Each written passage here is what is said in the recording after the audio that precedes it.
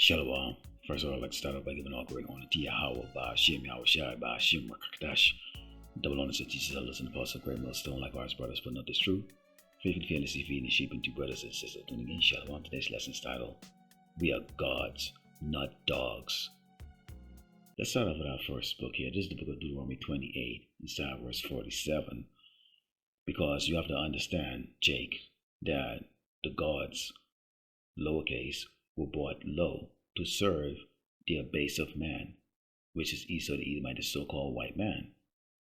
And this is how we were placed in the positions where these abased people treat us as if we are dogs. It reads, Because thou servest not the Lord, Yahweh Shai, thy power, with joyfulness and with gladness of heart for the abundance of all things. Therefore shalt thou serve thine enemies, which the Lord, Yahweh Shai, shall send against thee in hunger and in thirst and in nakedness and in want of all things. And he shall put a yoke of iron upon thy neck until he have destroyed thee. So when you read the beginning of this, you can tell that at some point we had everything. We had what these elites have. We have what this so-called white man has. We had everything, but because of our disobedience, we were brought very low to the point of where we would have to turn to these people, whom the book of Job describes as basically Neanderthals, living in caves and braying with no language, stealing food, filthy and nasty. We were brought so low because of our disobedience that we have to turn to these people for all wants and needs. Continuing, it says, The Lord, Yahweh Shai, shall bring a nation against thee from far, from the end of the earth, as swift as the eagle flieth, a nation whose tongue thou shalt not understand. So, what do we speak English here? In Great Babylon, America? And we know the eagle, is the national bird of this nation. So this is speaking about where we will end up, serving in slavery, in bondage, being in suppression and oppression under the base of man. Continuing, it says, A nation of fierce countenance which shall not regard the person of the old, nor shew favor to the young. And he shall eat the fruit of thy cattle and the fruit of thy land until thou be destroyed, which also shall not leave thee either corn, wine, or oil, or the increase of thine kind, or flocks of thy sheep, until he have destroyed thee. So no matter how hard Jake worked here in Great Babylon, America, no matter what business you start, we know for Black Wall Street. So clearly we cannot surpass the power of the judge. And who's the judge? Yahweh, the Most High. Let's go to Ecclesiastes 12 and 10. Because the nature of a dog is to be trusting. Dogs are gullible, and pretty much a dog would go to anyone that feeds it. You go, which is how, people typically call a dog. I don't know, maybe people have other ways they call dogs. But if you go and you have some meat or some type of food, a dog is curious. It'll wag its tail, it'll come walking up there. And people who abuse animals, the first thing they do is gain their animals' trust. They'll start off nice. This is how Esau view us, like animals.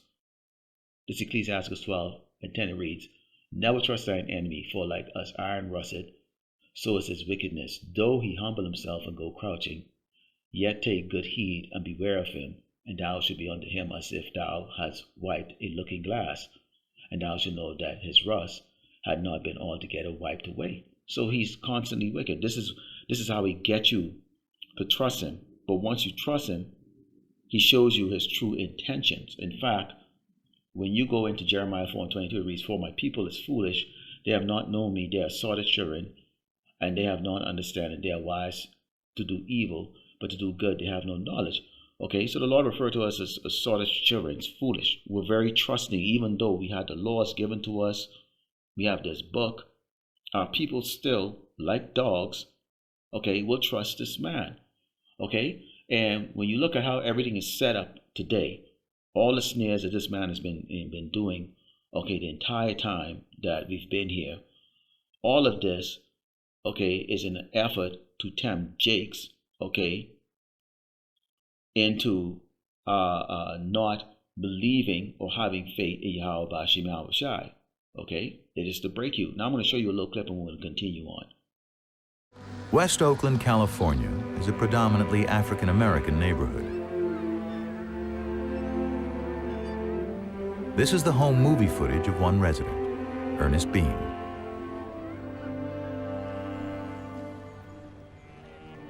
The Beans are unusual for the time, a family moving up to the middle class.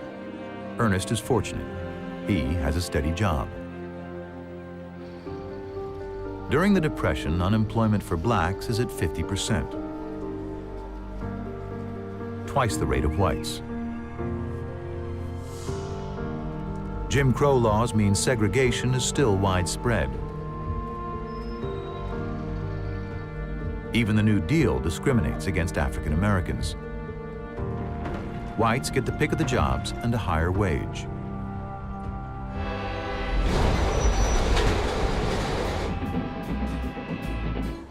One place black men are welcome to work is on the Pullman sleeper trains.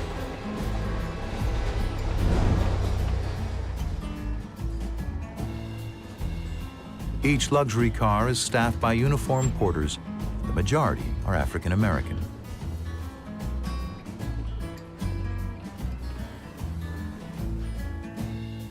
Ernest Bean is one of these porters. His job provides a stable income through the Depression, but it comes at a price. Black journalist Thomas Fleming observed, "A porter had the best job in his community and the worst on the train." All that I know, they teach you to mind your master and your missus. Been slaves all our lives. My mother was a slave, my sister was a slave, father was a slave. They treat me nice as they could treat me. And if I want anything, I'll ask for it. I was taught it that way by my old master. These are the voices of former slaves, victims of one of America's greatest crimes against humanity. Listening to them speak and hearing their lamentations does a different level of justice than history books ever could. John Henry Folk was a storyteller and radio show host who in 1941 started doing interviews with former slaves in a project to bring awareness to racism. One former slave he interviewed was Fountain Hughes. Little did Folk realize this interview would be one of his most important. My name is Fountain Hughes. I was born in Charlottesville, Virginia. My grandfather belonged to Thomas Jefferson. My grandfather was 115 years old when he died, and now I am 101 years old. Although many slaves were kidnapped or abducted, Hughes was different. He was born of slaves, as was his father. He didn't know any other life. It was what they call, we were slaves. We belonged to people. They sell us like they sell horses and cows and hogs and all like that, have an auction bench, and they put you up on the bench and bid on you, the same as you're bidding on cattle, you know. The auction bench was an infamous place among slaves. Here, people would learn not only who their future masters would be, but exactly what price a person could put on another person. Sell the women, sell the men, all that. And then if they had any bad ones, they'd sell them to the nigger traders, what they call the nigger traders, and they'd ship them down south and sell them down south. After leaving the auction, they would be at the whims of their new masters. Of course, when someone is considered to be a piece of property rather than a person, little is done to make them comfortable. Deplorable living conditions, tattered and worn-out clothes, and sometimes a bare minimum of food were all that slaves were given. Colored people didn't have no beds when they were slaves. You know, slept on the floor, pallet here, pallet there. Just like a lot of wild people. We didn't know nothing. Didn't like to look at no book. Often, the slaves were only dressed in what they showed up in, made mostly of rag and cloth. The lucky ones may have had a pair of shoes or some denim. So I never wore no shoes until I was 12 or 13 years old. And now people put on shoes on babies, you know, when they're month old. I don't know. Put shoes on babies just as soon as you see them out in the street, they got shoes on. not much attention was given to the slaves' diet. More times than not, they would only have things like soups or stews made from the scraps of the master's dinner. Wooden trade, dug out, all about that long. Urban renewal, which means moving the Negroes out. It means Negro removal. That is what it means. And the federal government is an accomplice to this fact. That so-called urban renewal also included a federally sponsored interstate highway system, which was intentionally designed to mow through vibrant Black neighborhoods. Take Miami, for example. 2 highways, I-95 and I-395, bulldoze right through the predominantly Black and low-income Overtown neighborhood, previously called Colored Town during segregation. The Department of Housing and Urban Development and the federal government writ large in the first 7 decades of the 20th century invested billions of dollars in racial segregation and concentrated poverty. Each time this country created a peculiar institution that subordinated Black people, slavery, Jim Crow, it created and dismantled it. They replaced it with another one. And the iconic Black ghetto, I don't use that as a pejorative, I use it as a descriptor, was a follow-on institution to slavery and Jim Crow. That's the legacy that every new administration inherits. Now, as you saw in those clips, okay, it is to keep Jake in a reminder of what this man has done. None of it is for the benefit of us. They see us as dogs, not gods, dogs. This is Ecclesiastes 13, verse 4 reads, If thou be for his profit, he will use thee, but if thou have nothing, he will forsake thee. If thou have anything, he will live with thee, yea, he will make thee bear, and will not be sorry for it. If he have a need of thee, he will deceive thee, and smile upon thee, and put thee in hope. He will speak thee fair, and say, What wantest thou? What does the dogs want? Dogs want to be pat, they want to be fed, they want to be hugged and cuddled, and played with. And this is exactly the mentality of our people. Okay? No matter what this man has done, all the history books, the ones that, they allowed actually out in public, it has displayed nothing but evil and wickedness towards us. He even document these things. Even his own people come out and try to tell us, hey, look, we hated you back then, we hate you now, and we will always hate you. And yet still our people, like dogs, will continue to wag their tail and run up to the so-called white man, okay, for salvation. And there is no salvation with this man. Continuing, it says, and he will shame thee by his meats until he have drawn thee dry thrice or thrice. And at the last he will laugh thee to scorn afterward. When he seeth thee, he will forsake thee and shake his head at thee. So when you look at this entire passage here, you can think of these celebrities. Michael Jackson comes to mind. Okay? Prince. Okay, and the list goes on and on and on with our people that comes to mind that they use for their diabolical purposes. And when the time comes, they will discard you. They may even put you to death themselves. They're all about taking and taking and taking, but never actually giving. And why would they want to give? Okay? Because we're just dogs to them. At the end of the day, Jake can do some tricks, play ball, fetch the ball, maybe sing a tune, whatever. But really, when you think of a dog, as much as you are amused by it, at the end of the day, it's just a dog. This is Isaiah 31. It's how it's run, because this is the mentality of our dogs. Okay? That's why Jake doesn't like to use that tone. That's my dog. That's my dog. Think about that. That's my dog. That's my dog. Why can't you say, that's my brother. That's my brother. That's my king. That's my... Why aren't they saying that? See, we're the only ones that say that. The one that knows that we're gods. But this is the most of Jake's them. They're in this mentality. Woe to them that go down to Egypt, which is places known as spiritual Sodom in Egypt, for help, and stay on horses and trust in chariots, because They are many, and in horsemen because they are very strong, but they look not unto the Holy One of Israel, neither seek the Lord Yahweh Shemel Shai. Why? Because they're getting treats. So that's what Esau is good at, man. He's good at giving you treats. That's why, in Ecclesiasticus, 13, okay? And when you go to verse 6, it says, if you have a need of thee, he will receive thee and smile upon thee and put thee in hope. He will speak thee fair and say, what wantest thou? Okay? And Jake want acceptance. It says, yet he also is wise and will bring evil. This is going back in Isaiah 31, verse 2.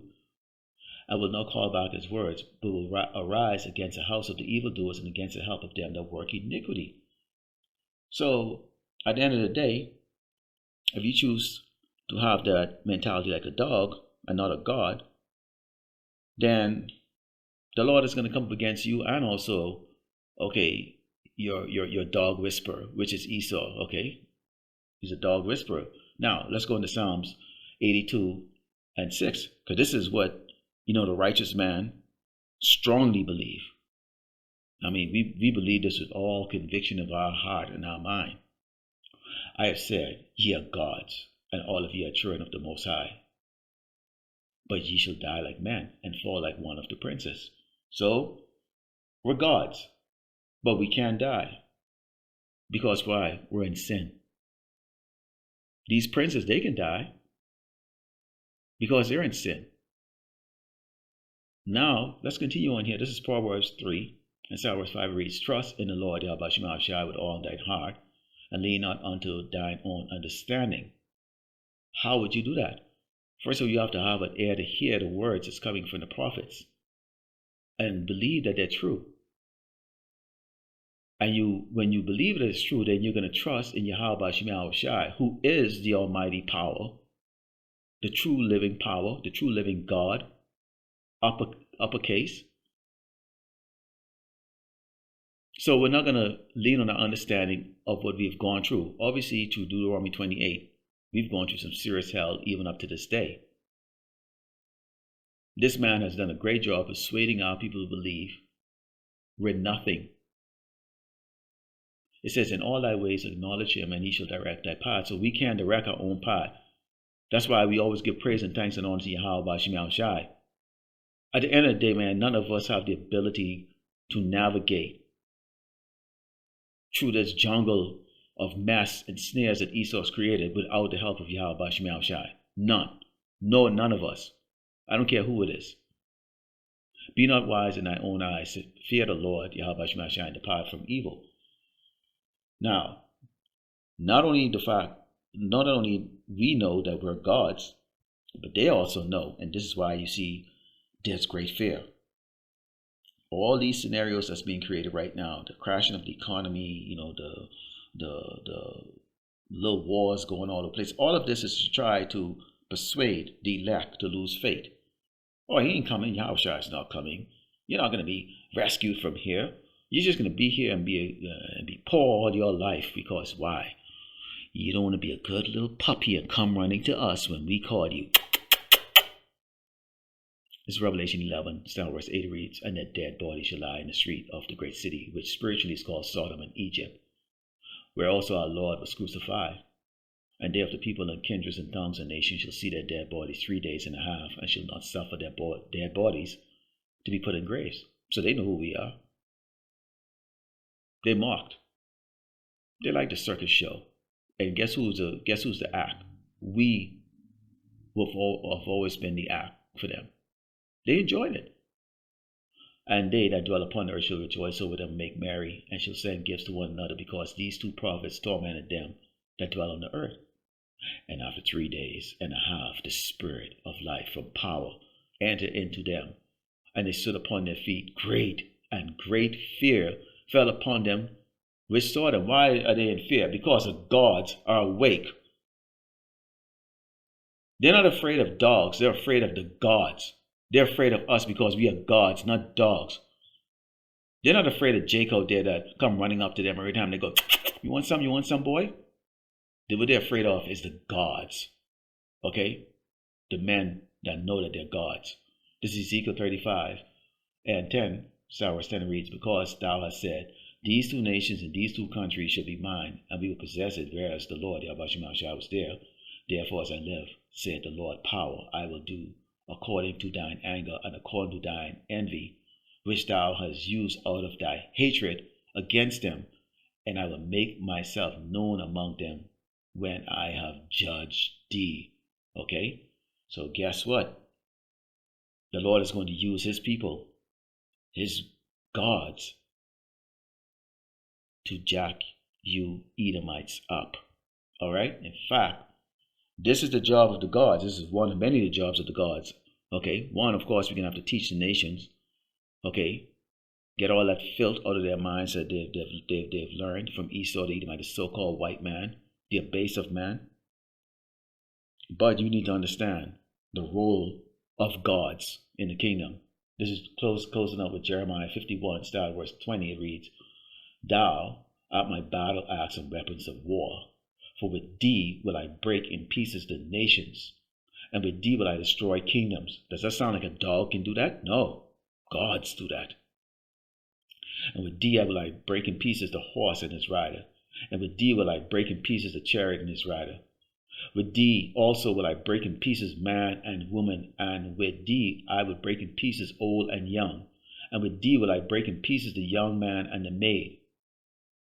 I will also break in pieces with thee the shepherd and his flock, and with thee will I break in pieces the husbandman and his yoke of oxen, and with thee will I break in pieces captains and rulers, and I will render unto Babylon and to all inhabitants of Chaldea all their evil that they have done in Zion in your sight, said the Lord, Yahweh Ba'ashem Yahushai.